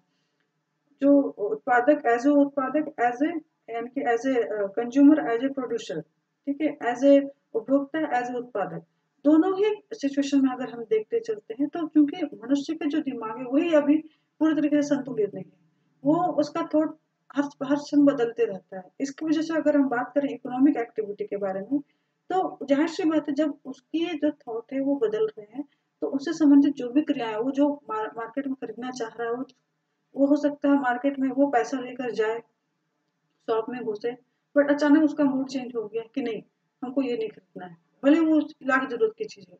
उसी तरीके से कभी कभी होता है अचानक जो उपभोक्ता है वो घूमने निकला, है ना, पैसा नहीं भी है, तो थोड़ा बहुत पैसा है, जुगाड़ उगाड़ कर करके उसको लगे कि नहीं ये चीज बहुत अच्छी है, सस्ती मिल रही है ना, तो उसके पास कुछ जरूरी के पैसा रखा होता है किसी और चीज के लिए, लेकिन वो क्या करता है उसको खरीद लेता है। कहने का मतलब जो उपभोक्ता है उसका जो मेंटालिटी है या साइकोलॉजी है वो खुद परिवर्तित होते रहता है। इसकी वजह से ये पूरी रूप से अगर हम बात करें व्यष्टि अर्थशास्त्र संतुलित है तो वो गलत होगा, थोड़ा सा असंतुलन है, ठीक है। परिवर्तन, व्यष्टि के परिवर्तन समष्टि की स्थिरता में भी हो सकते हैं, और आगे बात कर रहा है कि समष्टि की स्थिरता पर व्यष्टि की बनावट में परिवर्तन का प्रभाव नहीं पड़ता है। देखिए क्या है ना, जो व्यष्टि अर्थशास्त्र हो गया, जो व्यक्ति का जो या फिर एक उपभोक्ता या उत्पादक का जो जो व्यवहार का जो परिवर्तन है, वो ऑटोमेटिकली क्या करता है, समष्टि अर्थशास्त्र को परिवर्तित कर सकता है। लेकिन अगर हम बात करते हैं कि जो देश में जो परिवर्तन हो रहा है, ठीक है, अगर देश की जीडीपी में परिवर्तन, तो कोई जरूरी नहीं है कि वो आपको व्यक्ति के पॉकेट पर आपको एकदम डायरेक्ट इम्पैक्ट डाल दे। अगर जैसे कि मान लो आपके देश में हमारे देश में अगर मान लो जीडीपी अचानक बढ़ गई, तो इसका ये मतलब नहीं होता है कि व्यक्ति का जो इनकम है वो भी बढ़ेगा। लेकिन वहीं अगर हम बात करते हैं व्यक्ति का जो इनकम है वो बढ़ता है, तो वो डायरेक्टली हिट करता है आपको इंडियन इकोनॉमी को, या फिर कह सकते हैं कि समष्टि अर्थशास्त्र उसको उस पर वो प्रभाव डालने के पूर्ण रूप से सक्षम है। जबकि समष्टि अर्थशास्त्र में अगर हम बोल देते तो पूर्ण रूप से सक्षम है, ये सही नहीं होगा, ठीक है। और थोड़ा सा एक विरोधाभास आता है कि जो व्यष्टि अर्थशास्त्र होता है इसमें जो उपभोक्ता होता है या उत्पादक होता है, ठीक है, अगर हम उपभोक्ता यहाँ पे उत्पादक को थोड़ी देर के लिए छोड़ देंगे, उत्पादक गौण हो जाएगा, उपभोक्ता के बारे में लेके चलेंगे, तो व्यष्टि अर्थशास्त्र में जो उपभोक्ता होता है उसके लिए बचत जो होता है वो लाभकारी होता है, जबकि समष्टि अर्थशास्त्र में ये चीज अलाभकारी हो जाता है। मतलब समष्टि अर्थशास्त्र क्योंकि हम लोग क्या कर रहे हैं, इकोनॉमी के बारे में पढ़ रहे हैं पूर्ण रूप से, ठीक है, इसमें अगर हम बचत करते हैं और ये कहीं जाकर उत्पादकता को रोकने की कोशिश करता है, तो उस कंडीशन में अलाभकारी हो जाता है। तो कहने का मतलब समष्टि अर्थशास्त्र में बचत जो है, अगर हम सिर्फ पूर्ण रूप से कह दें कि ये बहुत फायदेमंद होता है तो वो गलत होगा, क्योंकि यहाँ बचत की प्रवृत्ति किसी भी अर्थव्यवस्था के लिए घातक होती है। अर्थव्यवस्था में जो जो भी रिवेन्यू मिलता है, समष्टि अर्थशास्त्र को जो भी रिवेन्यू मिलता है, बेसिकली उसको अगर चलाना है तो उसको कहीं ना कहीं इन्वेस्टिंग एक्टिविटी के तहत उसको इन्वेस्ट करने की आवश्यकता होती है, ताकि वो बचत के रूप में ना होकर वो इकोनॉमी को बूस्ट करने में कंट्रीब्यूट करे, ना कि वो एक स्टैल मनी कहीं पड़ा रहे, ठीक है। आपके देश में अगर जो हमारे टैक्स के माध्यम से जो पैसा आता है, अगर उसको सरकार सिर्फ रिजर्व बैंक के पास या फिर विभिन्न बैंकों में छोड़ दे और उससे कोई इकोनॉमिकल एक्टिविटी नहीं करे, तो वो हमारा नुकसानदेह हो जाएगा।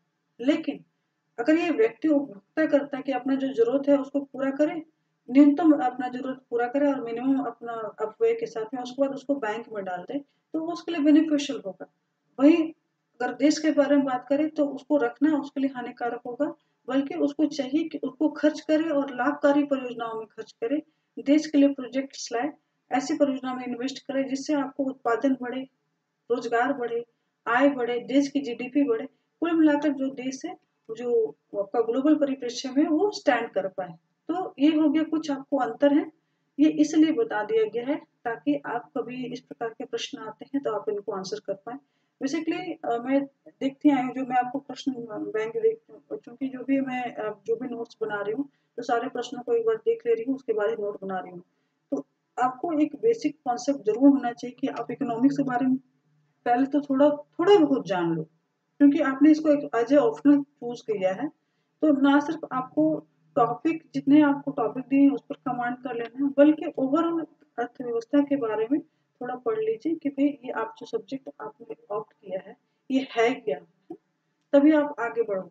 नेक्स्ट देखिएगा, इतनी चीजें थी, इसको हम संक्षेप में, मैं आपको अगर लिखने की बारी आए तो आप क्या लिखोगे, तो ये एक संक्षिप्त नोट मैं आपको लास्ट में प्रोवाइड करें, क्योंकि ऊपर आप बहुत डिस्क्रिप्टिव नोट देख लीजिए, तो उतना नोट लिखोगे टाइम वेस्ट हो जाएगा, है ना। संक्षिप्त नोट की वही अर्थव्यवस्था क्या है, ठीक है, या फिर इसका अर्थ क्या होता है। तो देखिए, अर्थव्यवस्था जो हो गया एक ऐसा संस्थागत प्रणाली है जो समाज की भौतिक आवश्यकता को पूरा करता है, और जो कि ये वैसी आवश्यकता होती हैं जो विभिन्न क्रियाकलाप, संस्था, अभिव्यक्ति या उनसे परस्पर संबंधों से मिलकर बनी होती है। कहने का मतलब किसी व्यक्ति के विभिन्न क्रियाकलाप, ठीक है, उसका उस अपने परिवार से जो संबंध है, उसकी अपनी जो इच्छाएं हैं, उसके अपने इन सब चीजों के बीच में जो पारस्परिक संबंध है, और इन पारस्परिक संबंधों से जो उसकी जो आवश्यकताएं जनरेट होती हैं, उसी को हम लोग अर्थव्यवस्था में पढ़ रहे हैं, ठीक है। शब्द का जो उत्पत्ति हो रहा है दो शब्द से हो रहा है, अर्थ प्लस व्यवस्था, यानी कि हम लोग धन की व्यवस्था कर रहे हैं, जो कि एक स्टैब्लिश प्रणाली है, स्थापित कार्य प्रणाली है, जिसमें हम लोग क्या कर रहे हैं, धन की व्यवस्था, धन को उगाने के लिए, और धन के माध्यम से धन का प्रोडक्शन कर रहे हैं, ठीक है। तो ये है अर्थव्यवस्था, ठीक है, जिसमें धन के माध्यम से ही धन को हम बढ़ाने की कोशिश करते हैं, ठीक है। नेक्स्ट देख लीजिए कि भाई अगर मोटे तौर पर क्या बोलेंगे अर्थव्यवस्था को, एक लाइन में अगर हम बात करें तो अर्थव्यवस्था क्या है। तो अर्थव्यवस्था वस्तुओं और सेवाओं के उत्पादन, वितरण और उपयोग की सामाजिक व्यवस्था है, जिसको हम अर्थव्यवस्था कहते हैं, ठीक है। और इसमें जो है एक सबसे बड़ा चीज ये है कि धन का प्रबंध और धन का व्यवस्था, ये दोनों चीजें आती हैं, आप इसको अच्छे मोटे तौर पर समझ लीजिएगा, क्योंकि देखिए ये जितने भी एक्टिविटी आप देख रहे हैं ये बेसिकली प्रबंधन से संबंधित हो जा रहा है, ठीक है। अगर आप वस्तु का उत्पादन और सेवा है उसका उत्पादन कर रहे हैं, वितरण और उपयोग कर रहे हैं, तो इन सब चीजों में कहीं ना कहीं प्रबंधन की आवश्यकता होती है। अगर चीजें प्रबंधित रूप से होती हैं तभी आप न्यूनतम अपव्यय के साथ अधिकतम आउटपुट निकाल पाते हो, ठीक है। कहने का मतलब आपका सारा एक्टिविटी भी चलता रहता है, आपकी अर्थव्यवस्था भी चलती रही। उपभोग का कहीं भी ये मतलब नहीं होता है कि आप चीजों को पूरे तरीके से आप खा जाएं और खत्म कर जाएं, बल्कि उपभोग का ये मतलब होता है कि आप चीजों को ग्रहण भी करें, अपनी आवश्यकताओं को भी पूर्ति करें, और भविष्य के लिए भी बचा के रखें, ठीक है। उत्पादन का ये मतलब नहीं होता है कि सिर्फ चीजों को प्रोडक्शन कर दें, ठीक है, मतलब रॉ मटेरियल से नई चीजों को बना ले। उत्पादन का ये मतलब होता है कि रॉ मटेरियल से अगर आप फिनिश गुड बना रहे तो उसका वैसे चीजों का बना जिसकी डिमांड हो मार्केट में, और जिसको बेच करके अतिरिक्त धन को हम लोग प्राप्त कर पाए। वितरण का ये मतलब नहीं होता है कि हम मार्केट में वस्तुओं को बेच दें। वितरण का ये मतलब है कि अपना जो मेरा लागत लगा है उसकी भी वसूली हो जाए, उसके अलावा कुछ अतिरिक्त धन का प्राप्ति हो, मतलब लाभ का प्राप्ति हो, जिससे हम लोग क्या कर सकेंगे, फिर दोबारा जो इन्वेस्टमेंट करके हम लोग नए वस्तुओं का उत्पादन कर पाए। तो कहने का मतलब अगर आर्थिक क्रिया को आप ले लें तो आर्थिक क्रिया पूरी तरीके से धन और वस्तुओं और कह सकते हैं मानवीय आवश्यकताओं से संबंधित है, और इन सब में आपको जो महत्वपूर्ण चीज होता है ये होता है भौतिक आवश्यकताओं की संतुष्टि करना, साथ ही साथ मनोवैज्ञानिक आवश्यकता की संतुष्टि करना। तो अर्थव्यवस्था जो है हमारी भौतिक आवश्यकता और कहने के मतलब हमारे फिजिकल जो नीड्स हैं उनको भी पूरा करता है, साथ ही साथ हमारे साइकोलॉजिकल नीड्स को भी पूरी करता है। क्योंकि इतना जान लीजिए अगर हम इसको जोड़ते हैं मार्केट्स में, तो मार्केट अभी हम इन चीजों के बारे में बाद में पढ़ेंगे, तो वही मार्केट या ये वही प्रोडक्ट मार्केट में सक्सेस कर पाता है जो हमारे फिजिकल नीड के साथ साथ में हमारे जो साइकोलॉजिकल नीड्स है उसको पूरा कर पाता है। हमारी भौतिक आवश्यकता के साथ साथ हमारे मानसिक जो इच्छाएं हैं उसको आवश्यकता उसको तृप्त कर पाने सक्षम हो पाता है। वही मार्केट में वही प्रोडक्ट जो है मार्केट में टिक पाता है, वही जो उत्पादक है वही मार्केट में टिक पाता है। तो ये हो गया अर्थव्यवस्था, इसका प्रबंधन हो गया, इसके बारे में थोड़ा बहुत समझ लिए हैं। एक आपको एक दो डिफिनेशन हैं जो यहाँ पर प्रोवाइडेड है, ठीक है। अगर आपको हल्का फुल्का लिखना पड़े जैसे कि पहले टॉपिक में फॉर्मेट के बारे में, तो आप इन परिभाषाओं का इस्तेमाल कर सकते हैं, जिसमें एक परिभाषा A.J. ब्राउन के अनुसार अर्थव्यवस्था एक ऐसी पद्धति है जिसके द्वारा लोग जीविका को प्राप्त करते हैं तथा अपना जीवन व्यतीत करते हैं। इस परिभाषा के साथ साथ आपको जो शुरुआत में पहले वाली परिभाषा दी हुई थी, जो हिंदी में एक श्लोक के रूप में था, जिसको प्राथमिक ग्रंथ से मैंने कोट किया था, तो उसको भी आप डालने की कोशिश करिएगा, आंसर थोड़ा स्कोर कर पाएगा। ठीक है, क्लास का ये मतलब नहीं है कि मैं आपको चीज़ों को सिर्फ पढ़ पढ़ के सुना दूँ। ठीक है, मैं चीज़ों को आपको गाइड भी करने की कोशिश कर रही हूँ। वीडियो को पूरा अंत तक देखा करिए। ठीक है, और एक बार नहीं देख पाते हो तो 2 बार 3 बार करके देखो, तो अब आपको चीज़ें क्लियर हो जाएंगी। और मैं लाइन बाय लाइन बिल्कुल भी पढ़ाने में विश्वास नहीं रहती, क्योंकि मैं उम्मीद करती हूँ कि आप ऑलरेडी ग्रेजुएशन किए हो। ठीक है, और आपका जो नॉलेज है वो मेच्योर्ड है। ठीक है, आपको कौन सा चीज़ जरूरी लगता है, कौन सा चीज़ जरूरी नहीं लगता है, इन दोनों की चीज़ में, इन दोनों के बीच में आप डिफरेंस कर पाते हो। और आपका जो सिलेबस का जो रिक्वायरमेंट है वो क्या है, वो भी आपको पता है। ये चीज़ मैं मुझे मेरे हिसाब से मुझे पता है कि मैं ये समझ रही हूँ कि आपको अपना जो सिलेबस है उसका रिक्वायरमेंट अच्छी तरीके से पता है। ठीक है, तो चलिए हम आगे बढ़ते हैं। एक और जो महत्वपूर्ण चीज़ है जो आपको जान लेना चाहिए, अर्थव्यवस्था को हम लोग बांट तो दिए हैं व्यष्टि और समष्टि अर्थशास्त्र में, लेकिन थोड़ा सा इसका प्रकार देख लेंगे। जैसे विभिन्न विभिन्न एक्टिविटी या कारणों, जैसे इसको दो तीन भागों में बांटा गया। जैसे कि सबसे पहले एक रीजन हो जाता है कि उसको जो स्वामित्व है उसके आधार पर कितने भागों में बांटा गया है। तो अर्थव्यवस्था को स्वामित्व के आधार पर भी बांटा जा सकता है, अगर मोटे तौर पे देख लीजिएगा, विकास के आधार पर भी, और वैश्विक संबंधों के आधार पर भी बांट सकते हैं। तो अभी हम लोग शुरुआत में जो बंटवारा किए थे, ये अर्थव्यवस्था को ही बांट दिए थे कि वो दो, उसको जो विषय है उसको बांटा गया था। ठीक है, यहाँ पर हम एक्टिविटी को बांट रहे हैं। ठीक है, अर्थव्यवस्था को जो एक्टिविटी है उसके अंतर्गत उसको बांट रहे हैं। और शुरुआत में जो बंटवारा हुआ था, अर्थव्यवस्था को विषय के तौर पर बंटवारा हुआ था, समष्टि और व्यष्टि अर्थशास्त्र के रूप में। ठीक है, तो वो आप जान गए हैं। अब हम लोग इसके बारे में इसका जो वर्गीकरण देख लेंगे। 3 आधार पर वर्गीकरण कर रहे हैं, स्वामित्व, विकास और वैश्विक संबंध के आधार पर। तो स्वामित्व के आधार पर आपको पूंजीवादी, समाजवादी और मिश्रित अर्थव्यवस्था के रूप में बांट रहे हैं। मैं फिर से बोल रही हूँ कि यहाँ बिल्कुल भी जरूरी नहीं कि मैं आपको बच्चों की तरह लाइन बाय लाइन पढ़ाऊँ, क्योंकि आपके सब्जेक्ट का रिक्वायरमेंट उतना नहीं है ये सब चीज़ों के बारे में पढ़ना। फिर भी संक्षिप्त में आपको चली जाऊंगी। और उसके बाद जो आपका पहला टॉपिक है वो आज मोटा मोटे तौर पे इस वीडियो में कवर हो जाएगा। फिर सेकंड टॉपिक को मैं नेक्स्ट वीडियो में लाऊंगी। तो अभी देख लीजिए, स्वामित्व के आधार पर अर्थव्यवस्था को हम पढ़ते हैं तो ये 3 भागों में बढ़ जा रहा है, पूंजीवादी, समाजवादी और मिश्रित अर्थव्यवस्था। भारत की अर्थव्यवस्था है कैसे है, ये आप सभी जानते हैं, वो मिश्रित अर्थव्यवस्था वाला देश है। बाकी पूंजीवादी अर्थव्यवस्था के बारे में जान लेंगे। तो ये ऐसी अर्थव्यवस्था है जो कि आपको 18वीं शताब्दी में इंग्लैंड में औद्योगिक क्रांति के फलस्वरूप इसका सूत्रपात हुआ था। और सब अगर हम बात करें पूंजीवादी अर्थव्यवस्था का स्रोत क्या है, तो वेल्थ ऑफ नेशन, जो अभी जस्ट मैंने एडम स्मिथ की जो बुक का नाम कंप्लीट बताया था, यहाँ पे शॉर्ट में नाम डाला गया है। तो ये वेल्थ ऑफ नेशन इस बुक का नाम था शॉर्ट में। उसी को पूंजीवादी अर्थव्यवस्था का उद्गम स्रोत माना जा रहा है। अच्छा, मैं एक फ्लो चार्ट को यहाँ पे मेंशन की हूँ। ठीक है, ये भी किसी बुक से ही लिया गया।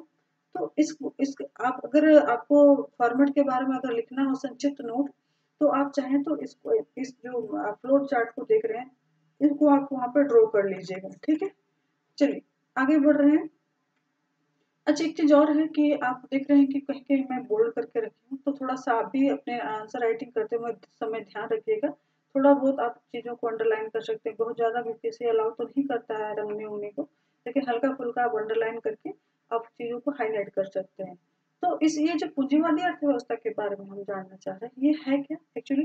तो इसमें आपको क्या है कि पूंजीपतियों का एकाधिकार होता है। ठीक है, मतलब निजी स्वामित्व होता है। ठीक है, ये निजी कौन स्वामी हो गए, जिनके पास पूंजी है वही आप वही मालिक हो गया। ठीक है, किसका मालिक हो गया, तो उत्पादन के सभी साधन। अब उत्पादन के सभी साधन क्या है, तो मैं आपको संक्षेप में बता दे रही हूँ। उत्पादन के साधन को 5 भाग में बांटा गया है, भूमि, पूंजी, श्रम, संगठन, साहस। ठीक है, मतलब एक भूमि के बारे में अभी आप थोड़ा समझ लीजिए, क्योंकि मैं फिर से बता रही हूँ कि रिक्वायरमेंट नहीं है, लेकिन अगर आप अर्थव्यवस्था के बारे में थोड़ा भी नहीं जानते हो एक सब्जेक्ट के एज ए सब्जेक्ट के तौर पर, सिलेबस का रिक्वायरमेंट क्या है वो आप उसको थोड़े के लिए अगर इग्नोर करते हैं, तो पहले आप उस सब्जेक्ट के बारे में तो जान लीजिए जिसके बारे जिसको आपने ऑप्ट कर लिया। तो अभी हम उत्पादन के साधन के बारे में पढ़ रहे थे। तो भूमि, पूंजी, श्रम, संगठन, साहस। भूमि क्या होती है, तो देखो भूमि जो हो गया आपको, कोई एक ऐसा जगह जरूर होता है जहाँ पर आप उत्पादन की सारी एक्टिविटी कर रहे हो, ठीक है। दैट में बी एनी वर्क प्लेस, वो आपका घर भी हो सकता है, आपका ऑफिस भी हो सकता है, आप जहाँ काम कर रहे हो वो फैक्ट्री भी हो सकता है। अगर आप एक छोटा से मान के चलेंगे में ठेला लगाते हैं तो वो भी आपका, वो आपका जो स्पेस हो गया वही हो गया भूमि। कहने का मतलब एक ऐसा जगह जहाँ पर वो एक्टिविटी कर रहे हैं, उत्पादन कर रहे हैं। कोई जरूरी नहीं कि वो आप नया चीज का प्रोडक्शन कर रहे हैं, हो सकता है आप जो ऑलरेडी विद्यमान चीजें हैं उनको बेच रहे हो, ठीक है। तो कहने का मतलब इकोनॉमिकल एक्टिविटी जहां पर हो रही है वो जगह आपको भूमि कला है। पूंजी, अगर आप वस्तु का उत्पादन करने जा रहे हैं, कोई बिजनेस करना चाह रहे हैं, कोई इकोनॉमिकल एक्टिविटी करना चाह रहे हैं, ठीक है, कोई सामान खरीद के बेचना चाह रहे हैं, इन सभी चीजों के लिए आपको सबसे पहले तो पैसे का रिक्वायरमेंट होगा ही होगा, ठीक है। इवन अगर आप थॉट सोच कहीं कोई, आप मान लीजिए कहीं रोड में चलते चलते आप किसी चीज के बारे में सोचेंगे, ठीक है, तो सबसे पहले आपको अगर थॉट तो जनरेट हो चुका है एज ए एंटरप्रेन्योर, एंटरप्रेन्योर आपका फिफ्थ ऑप्शन होगा और कह सकते हैं कंपोनेंट होगा। लेकिन उसके बाद सबसे पहले क्या दिमाग में है कि भाई इन चीजों के लिए पैसा कहाँ से लाएंगे।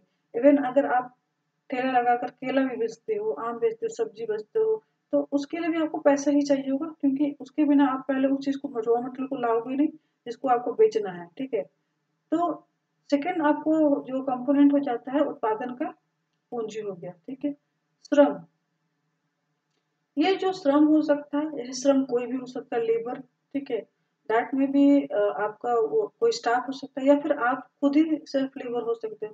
कहने का मतलब अगर आप दुकान आपका दुकान खोलते हो, ठीक है, जिसमें आप बहुत सारी चीजें बेच रहे हो, ग्रोसरी बेच रहे हैं, कपड़े बेच रहे हैं, मार्ट खोल लिए हो, तो वहां पे हो सकता है शुरुआत में आप ही लेबर हो, ठीक है। आप ही श्रम आपका जो लेबर है आप ही, वही मेन आपको उसमें जो सारी एक्टिविटी का आधार हो सकता है ना। जो इकोनॉमिकल एक्टिविटी होती है जिसमें जहाँ पर आपको किसी मनुष्य के जो इनपुट इनपुट की आवश्यकता होती है, या फिर वो दिमाग के रूप में हो सकता है या फिर शारीरिक श्रम हो सकता है ना। तो फिजिकल और मेंटल लेबर दोनों कुछ भी हो सकता है, या आप खुद हो या फिर किसी और को आप वहाँ पर एम्प्लॉय करते हो। तो श्रम की आवश्यकता बिल्कुल ही होती है। मैं फिर से बोल रही हूँ, वो आपका ऑफिस भी हो सकता है या फैक्ट्री हो सकता है या फिर आपका छोटा सा कोई भी दुकान हो सकता है चौक चौराहे पे। श्रम की आवश्यकता बहुत जरूरी होता है, उसके बिना उत्पादन का कोई क्रिया नहीं हो सकता है, क्योंकि श्रम यही होता है जो आपको उत्पादन कह सकते हैं बेस हो सकता है। और श्रम यहाँ पर मेंटल और फिजिकल दोनों लेबर के रूप में हो सकता है, ठीक है। आप सोच रहे हैं वो भी श्रम है और आप जो काम कर रहे हैं वो भी श्रम है। तो ये हो गया लेबर, ठीक है। मैंने भूमि बता दिया, पूंजी बता दिया, श्रम बता दिया, संगठन, ऑर्गेनाइजेशन, ये सारे जो आप देख रहे हो अभी तीन चीजों के बारे में मैं बताई, भूमि हो गया, पूंजी हो गया, श्रम हो गया। तीनों जगह को चीजों को एक जगह जब आप लाते हो तो उन चीजों को उसे कहते हैं ऑर्गेनाइज, ऑर्गेनाइज करना। पैसा आपने ले आया जुगाड़ करके, ठीक है। उसके बाद आपको लेबर चाहिए होता है, या आप खुद लेबर के रूप में लग जाइए या फिर किसी को एम्प्लॉय कर दीजिए, ठीक है। और आपको जमीन की व्यवस्था करनी होगी, तो इन चीजों को जब एक जगह मिलाने की जो प्रक्रिया होती है इसको कहते हैं संगठित करना, है ना, ऑर्गेनाइज करना। तो ये हो गया आपका ऑर्गेनाइजेशन, संगठन हो गया। फिफ्थ हो गया आपको साहस। साहस कौन होता है? वो एंटरप्रेन्योर होता है जो पैसा लगा रहा है, ठीक है, या फिर जिसके दिमाग लग रहा है। तो एंटरप्रेन्योर एक ऐसा व्यक्ति, पहले इसको अगर हम पुराने रूप में जब पढ़ते थे तो हम लोग इसको सिर्फ पैसे लगाने वाले के रूप में पढ़ते हैं। लेकिन अगर आप वर्तमान परिप्रेक्ष्य में अगर देख लो, क्योंकि डिजिटल का जमाना है, तो डिजिटल के जमाना में सिर्फ पैसा लगाने वाले को हम एंटरप्रेन्योर नहीं बोल सकते हैं, ठीक है। जो इसका जिसका थॉट है वो भी आपको एंटरप्रेन्योर कहलाता है ना। जिसका जो जो जिसने चीजों को बर्थ दिया है, अगर कोई कॉन्सेप्ट ला रहा है और उसके उस कॉन्सेप्ट के आधार पर बाकी इकोनॉमिकल एक्टिविटी होना स्टार्ट हुई है, तो वो भी एंटरप्रेन्योर कहलाता है, ठीक है। तो आपको 5 जो उत्पादन के साधन हो गए। तो अभी कहने का मेरा, हम पूंजीवादी अर्थव्यवस्था के बारे में जब पढ़ रहे थे, तो पूंजीवादी अर्थव्यवस्था जो हो गया वो आपको निजी स्वामित्व वाला एक अर्थव्यवस्था होता है। और इसमें क्या होता है, निजी स्वामित्व किन चीजों पर? तो उत्पादन के इन सभी साधनों पर किसी निजी स्वामित्व यानी कि एक निजी पूंजीपति का अधिकार होता है, तब आपको पूंजीवादी अर्थव्यवस्था वाला व्यवस्था कहलाता है, ठीक है। अब इस प्रकार के जो देश हैं वो आपको अमेरिका हो गया, जापान हो गया, ऑस्ट्रेलिया, रूस, जर्मनी इत्यादि देश हो जा रहे हैं। यहाँ पे जो पूंजीवादी अर्थव्यवस्था में क्या होता है, गतिशीलता काफी होती है, लेकिन हाँ, आय का असमान वितरण होता है। क्योंकि देखिए इस प्रकार की अर्थव्यवस्था का जो मुख्य उद्देश्य होता है, जो पूंजीपति होते हैं वो बिल्कुल उनका सिर्फ एक ही कॉन्सेप्ट होता है कि हम उत्पादन करेंगे, लेकिन उसका सिर्फ एक एक उद्देश्य होगा कि अधिक से अधिक हम मुझे लाभ मिले, ठीक है। वो जिनको एम्प्लॉय करता है उनको लाभ पहुंचाने का कहीं भी उद्देश्य नहीं होता। वो सिर्फ सिर्फ अपने लाभ के लिए अर्थव्यवस्था चला रहा होता है।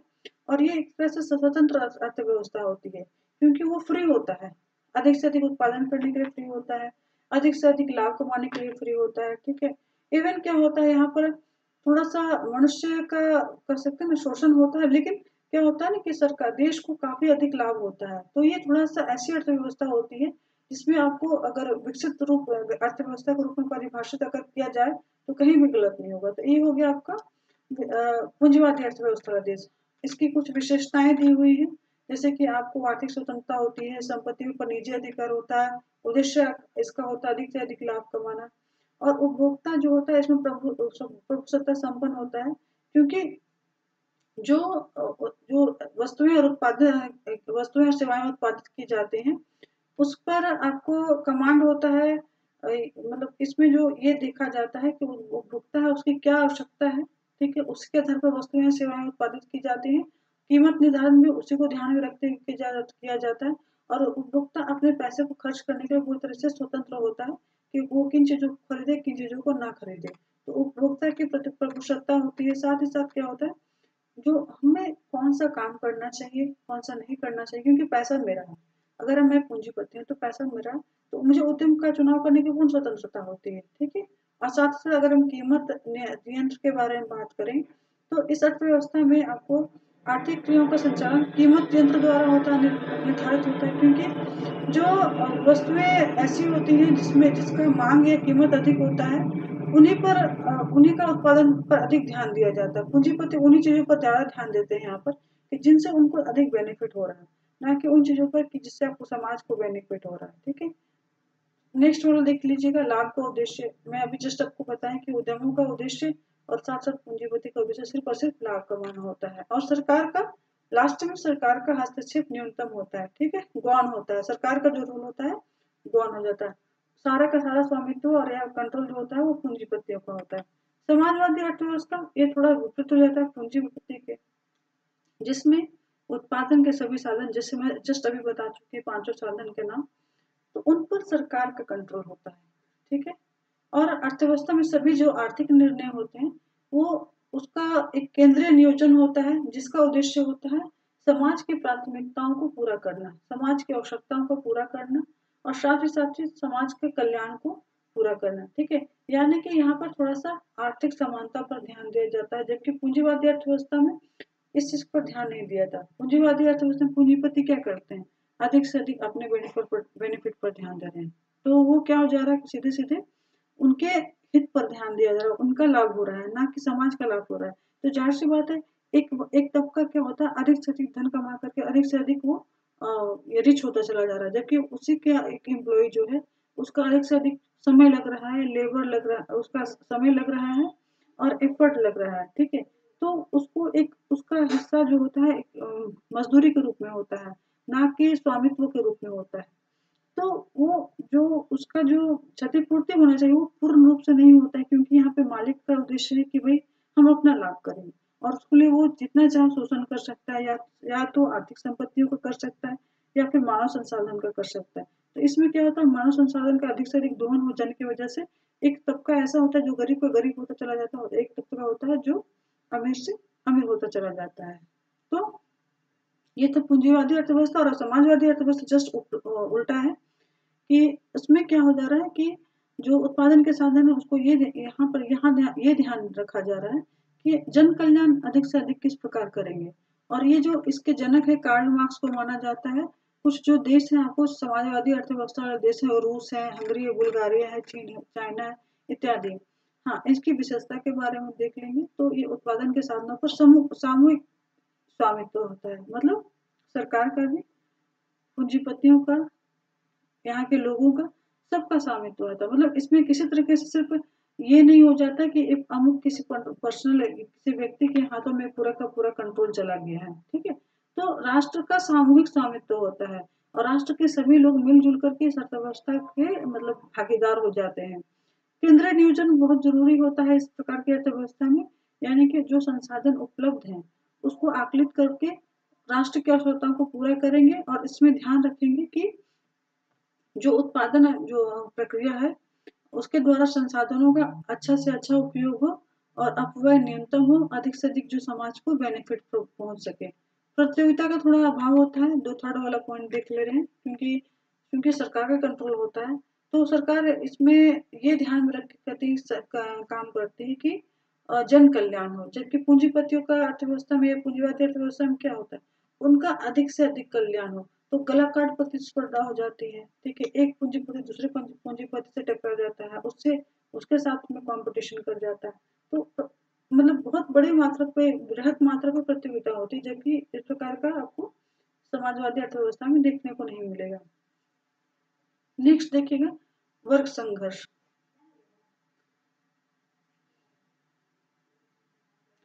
तो वर्ग संघर्ष के बारे में आप देख लीजिए।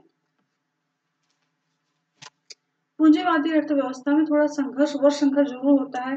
कारण मैं बता दे रही हूँ आपको कि ये जो पूंजीवादी अर्थव्यवस्था होती है उसमें जो एम्प्लॉयर होता है और एम्प्लॉय होता है, दोनों के बीच में ह्यूज डिस्प्यूट होने की संभावना और अधिक कारण हो जाता है कि जो मालिक होता है और जो मजदूर होता है, दोनों के जो हित होते हैं वहां पर आपस में टकराते हैं। जबकि यहाँ पर क्या हो जा रहा है कि समाजवादी अर्थव्यवस्था में कि कोई मालिक नहीं है, कोई ना ही कोई मजदूर है। ठीक है, तो इनके बीच में क्या है ना, एक दूसरे के लिए या फिर एक दूसरे के लिए सम्मान का भाव रहता है, और जो सरकार होती है वो आपको सबसे पहले महत्व किसको दे रही है, उपभोक्ता को महत्व दे रही है, समाज को महत्व दे रही है, तो दोनों के बीच में हित का टकराव होने का प्रश्न ही नहीं उठता है। तो इस वजह से भी आपको वर्ग संघर्ष कम होता है।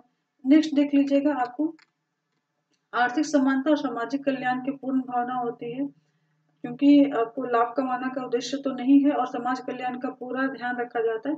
इसकी वजह से इन चीजों को थोड़ा सा महत्व दिया जाता है कि जो अर्थव्यवस्था है उसमें जो बेनिफिट है उसका समाज के हर तबके को उसका बेनिफिट मिल पाए और अधिक से अधिक जन कल्याण हो पाए। नेक्स्ट देख लीजिएगा मिश्रित अर्थव्यवस्था। किन्स इसके जो मिश्रित अर्थव्यवस्था है इसके जो जनक है वो आपको जॉन मेनार्ड किन्स रहे हैं। ठीक है, ये जो अर्थव्यवस्था है इसमें आपको निजी क्षेत्र और सार्वजनिक क्षेत्र दोनों साथ साथ मिलकर चलेंगे। ठीक है, और पूंजीवादी और समाजवादी दोनों क्षेत्र जो है यहाँ पर मिलकर काम करते हैं, और क्योंकि मिलकर काम कर रहे हैं इसे मिले जुला जो रूप है, इसलिए इनको मिश्रित अर्थव्यवस्था के रूप में जान रहे हैं हम लोग। यहाँ पर क्या कर रही है कि सरकार भी अपने क्षेत्र पर नियंत्रण रख रही है और निजी क्षेत्र भी आर्थिक जो एक्टिविटी है उसमें समान रूप से अपना कंट्रीब्यूशन दे रहे हैं। ठीक है, इस प्रकार की अर्थव्यवस्था में आर्थिक नियोजन को भी ध्यान में रखा जा रहा है, साथ साथ आर्थिक कल्याण को भी ध्यान में रख रहे हैं, और इसके साथ साथ धन का अधिकतमीकरण यानी कि लाभ पर भी ध्यान रखा जा रहा है। तो हमारा जो देश है बेसिकली ये मिश्रित अर्थव्यवस्था वाला देश है, जहाँ पर निजी और स्वामित्व निजी और सार्वजनिक क्षेत्र के लोगों का भी दोनों का रोल है। जो ये अगर आयोजन के बारे में बात करेंगे तो केंद्रीय नियोजन भी है और सरकारी नियंत्रण भी है। ठीक है, निर्देशित नियोजन भी है और आपको केंद्रीय नियोजन का भी रोल है। लाभ के साथ साथ आपको सामाजिक कल्याण पर भी ध्यान दिया जाता है, और इसमें आर्थिक जो आय है और संपत्ति है दोनों का समान वितरण पर ध्यान दिया जा रहा है। नेक्स्ट देखिएगा आपको आर्थिक नियोजन। तो इसमें आपको शुरुआत वाला जो पहला पॉइंट है इसी का आपको एक पार्ट के रूप में हम देख सकते हैं।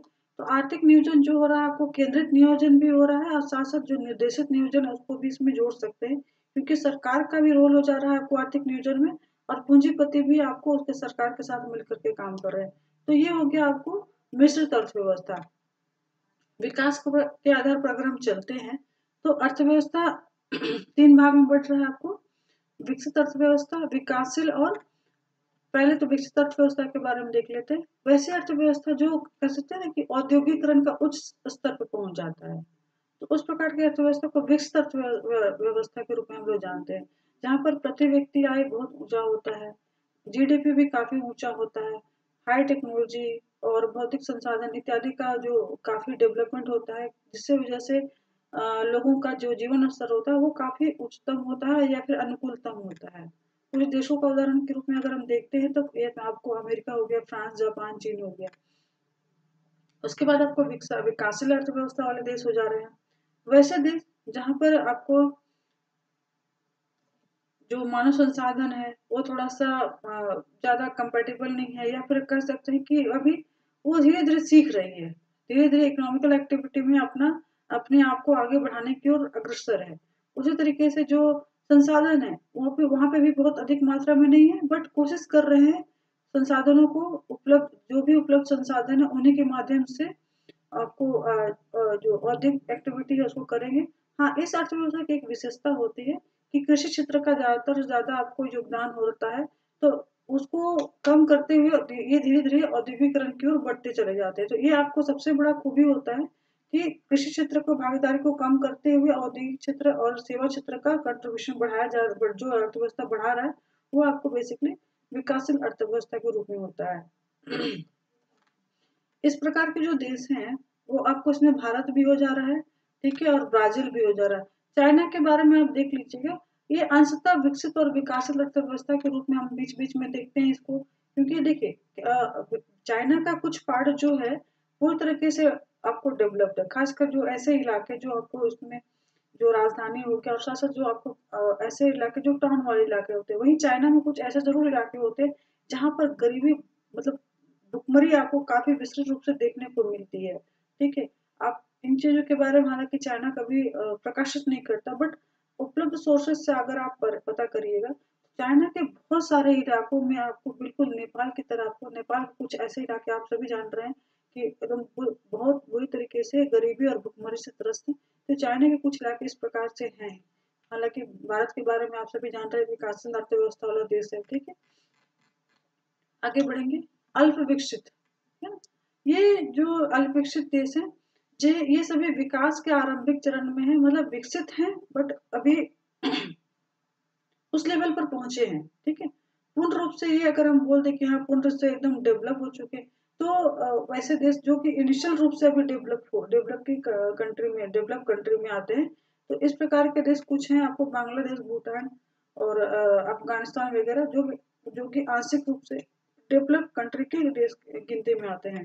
तो ये थे आपको विकास के दृष्टि से अर्थव्यवस्था का विभाजन। अब हम लोग बात कर रहे हैं वैश्विक रूप से। तो वैश्विक रूप से दो प्रकार की अर्थव्यवस्था होती है, एक होती है खुली और अर्थव्यवस्था, एक होती है बंद अर्थव्यवस्था। खुली अर्थव्यवस्था में जो इकोनॉमिकल एक्टिविटी वो निर्बाध रूप से चलती रहती है, अन्य देशों के साथ मेलजोल होता रहता है, सारी इकोनॉमिकल एक्टिविटी चल रही है ना। लेकिन बंद अर्थव्यवस्था में क्या होता है, अन्य देशों के साथ में बहुत ज्यादा इकोनॉमिकल संबंध नहीं होता, रिलेशन नहीं होता है, ठीक है। और आयात निर्यात जो होता है, ये इसका जो दर होता है या तो शून्य होता है या फिर बहुत कम होता है, ठीक है। तो इस प्रकार की अर्थव्यवस्था बंद अर्थव्यवस्था होती है, ठीक है। तो ये हो गया आपको खुली ये अर्थव्यवस्था की अगर हम बात करें कि फॉर्मेट के रूप में, तो थोड़ा बहुत आप जान गए। अब हम लोग इसके एरियाज के बारे में जानेंगे, ठीक है, कि ये क्षेत्र कितने हैं। तो बेसिकली आप बात करेंगे तो अर्थव्यवस्था आप सभी जान रहे हो, पहले थोड़ा बहुत आप लोग अगर पढ़े हो बेसिक रूप से, क्योंकि आप लोग स्टेट अगर आप मेंस के लेवल तक पहुंच गए, तो मैं ये जरूर जानती हूँ कि आपने अर्थव्यवस्था को थोड़ा बहुत पीटी लेवल पर जरूर पढ़ा होगा। तो क्षेत्र जो है आपको तीन भागों में बटा हुआ है, प्राथमिक, द्वितीयक और तृतीयक क्षेत्र। प्राथमिक क्षेत्र जो होता है बेसिकली वो जो नेचुरल रिसोर्स उपलब्ध होते हैं, या फिर कह सकते हैं जो प्राथमिक क्षेत्र के उत्पाद से संबंधित होता है, यही आपको प्राथमिक क्षेत्र में आता है। जैसे कि आपको कृषि हो गया, पशुपालन हो गया, मत्स्य पालन हो गया, फल उत्पादन, वन उत्पादन, उत्खनन हो गया, तो ये सब प्राथमिक क्षेत्र से जुड़े हुए आपको एक्टिविटी हो जाता है। बेसिकली ये जो बेस्ड होता है, ये आपको नेचुरल जो प्राकृतिक संसाधन जो उपलब्ध होते हैं उन पर आधारित जो एक्टिविटी होता है उसमें आपको प्राथमिक क्षेत्र आ जाता है, ठीक है।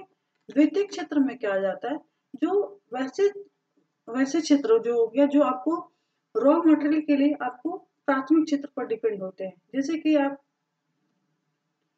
ले लीजिए आप चीनी उद्योग। चीनी उद्योग क्या हो गया, अपने लिए रॉ मटेरियल किस पर डिपेंड है, तो प्राथमिक क्षेत्र पर डिपेंड है, ठीक है। लौह अयस्क उद्योग, तो उसके वो अपने लिए किस पर डिपेंड है, प्राथमिक क्षेत्र पर डिपेंड है। यानी कि रॉ मटेरियल के लिए उसको क्या चाहिए, जो कच्चा जो लोहा चाहिए वो खनन से मिलेगा, तो ये खनन कहाँ की एक्टिविटी है, प्राथमिक क्षेत्र से संबंधित एक्टिविटी है। और इसमें द्वितीयक क्षेत्र में और क्या क्या चीजें आती है, तो विनिर्माण संबंधी जो एक्टिविटी हो गया वो आपको, ये सारी आपको द्वितीयक क्षेत्र में आ जाएगा। नेक्स्ट देखिएगा तृतीयक क्षेत्र। तृतीयक क्षेत्र में आपको वस्तुओं का उत्पादन नहीं होता है बल्कि सेवाओं का उत्पादन होता है। ठीक है, चाहे वो ट्रांसपोर्टेशन हो, बैंकिंग है, बीमा है, संचार है, यानी कि सुविधाएं दी जा रही हैं आपको। ठीक है, बैंक में आप क्या कर रहे हैं, पैसा अपना जमा कर रहे हैं, तो वहां पे आपको पैसा से जमा करने के बदले आपको पैसा जो है आपको वहाँ सेविंग का फैसिलिटी मिलेगा, ना कि आपको पैसा के बदले आपको और पैसा आपको वहां पे आप पैसा दे देते हो तो आपको उसके उस पैसे के एवज में आपको बहुत सारे पैसे डबल करके ट्रिपल करके मिलेंगे। ये आपको तब मिलेगा जब आप एक सर्टन पीरियड के लिए रखते हो। बट लेकिन यहाँ शुरुआत की अगर हम बात करें तो इनिशियल जो उसका ऑब्जेक्टिव होता है कि वो आपको सर्विस क्या दे रहा है, आपके पैसे को सेफ रखने का। ठीक है, बीमा करवा रहे हैं आप, तो बीमा करवा रहे तो आपको बीमा कर दिया जा रहा है, कहने के लिए आपको लाइफ इंश्योरेंस आपको प्रोवाइड कराया जा रहा है कि आपका किसी प्रकार का नुकसान होता है, क्षतिपूर्ति होती है, उसके एवज में हम आपका इंश्योरेंस कर रहे हैं। वो शारीरिक क्षतिपूर्ति है या जीवन की क्षतिपूर्ति हो रही तो उसका सुविधा हम करा रहे हैं। और तो ये आपको हो गया एक तरह से तृतीय क्षेत्र का वस्तु कंपोनेंट हो गया। ठीक है, ये आप अगर हम बात करें अर्थव्यवस्था के बारे में, जो फॉर्मेट के बारे में, तो लगभग लगभग ये आपको यहाँ तक कंप्लीट हो जा रहा है। इसके बाद हम लोग क्या पढ़ेंगे, नेशनल इनकम अकाउंटिंग के बारे में पढ़ेंगे। अभी आप लोग फ्रेमवर्क के बारे में पढ़ लिए मोटा मोटी तौर पर। ठीक है, आई थिंक आपको कंपोनेंट जो भी कंटेंट्स है वो ठीक से दिख रहे होंगे। ठीक है, अगर किसी प्रकार का आपको लगे कि सुझाव की आपको लगे कि मुझे कुछ सुझाव देना है तो मेरे कॉन्टेक्ट नंबर पे आप मुझे कॉन्टेक्ट कर लीजिएगा, या फिर किसी प्रकार का आपको कुछ कमी बेच लगे तो मुझे आप फोन करके जरूर बता सकते हैं। ठीक है, या फिर कमेंट भी कर सकते हैं डिस्क्रिप्शन बॉक्स में। और किसी प्रकार का फिर भी लगे कि हाँ कुछ इम्प्रूवमेंट की आवश्यकता है कंटेंट में या फिर मेरे पढ़ाने की शैली में, तो मुझे जरूर इन्फॉर्म करेंगे। इस वीडियो में इतना ही। नेक्स्ट टॉपिक होगा नेशनल इनकम अकाउंटिंग। तो ये जो आपका पहला टॉपिक था उसको मैं इस वीडियो में कंप्लीट कर ली हूँ, उसका आधा कंप्लीट कर ली हूँ। सेकेंड जो पार्ट रहेगा उसको भी नेक्स्ट वीडियो में कंप्लीट करके जल्द से जल्द यूट्यूब पर भी डाल दूंगी और आपके गूगल क्लासरूम में। तो इस वीडियो में इतना ही। Thank you.